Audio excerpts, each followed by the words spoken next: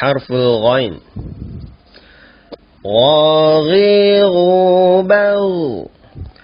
Ghugan ghani ghagna minal mughni maghigan ghani gha.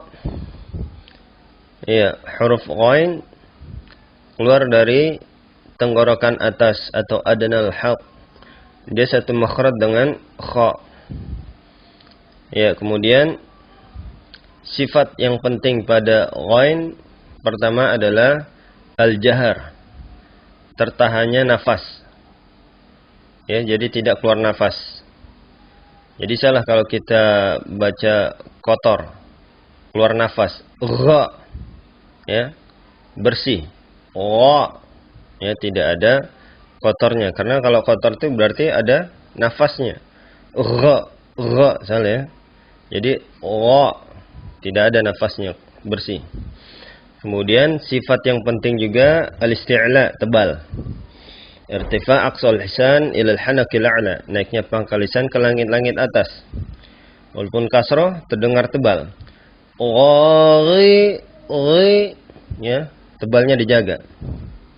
Ya, makanya kedengaran o, bukan di o-in. Karena tidak ada ya harokat o, tapi dia terdengar o karena sifat isti'lanya dia tebal. Kemudian sifat penting selanjutnya adalah ar-rakhawah, berjalannya aliran suara. Jadi ketika sukun, ya, suaranya mengalir. Ya, berjalannya aliran suara. Contohnya misalnya ghairil maghdubi 'alaihim, ghairil maghdubi 'alaihim. Ya. Salah kalau kita baca misalnya ghairil maghdubi 'alaihim. Ya, maghdubi. Ini salah. Atau dikolkolahkan ghairil maghdubi 'alaihim. Ini juga salah. Ya. Jadi ketika sukun berjalan, ya, dan juga bersih. Jangan ghairil maghdubi 'alaihim. Ini salah. Berarti ada sifat hams di situ. Ya, ada nafas yang keluar, tapi bersih dia. Dan juga rakhawah, ya, berjalan. Ya, kemudian untuk mengetahui makhraj ghain atau untuk mendapatkan sifat rakhawahnya, ya, ditasydidkan dan ditahan, ya, supaya dapat sifat ghain tersebut. Contohnya misalnya al-gha, al-ghi, al, ya, jadi harus bisa jalan seperti itu. Al-gha. Salah kalau misalnya nggak bisa jalan. Al-gha misalnya. Al-ghi. Al-ghu. Kalau tertahan masih ada yang mandek, masih ada yang menghalangi jalannya dia, tidak lancar, berarti ghainnya itu nggak pas, ya.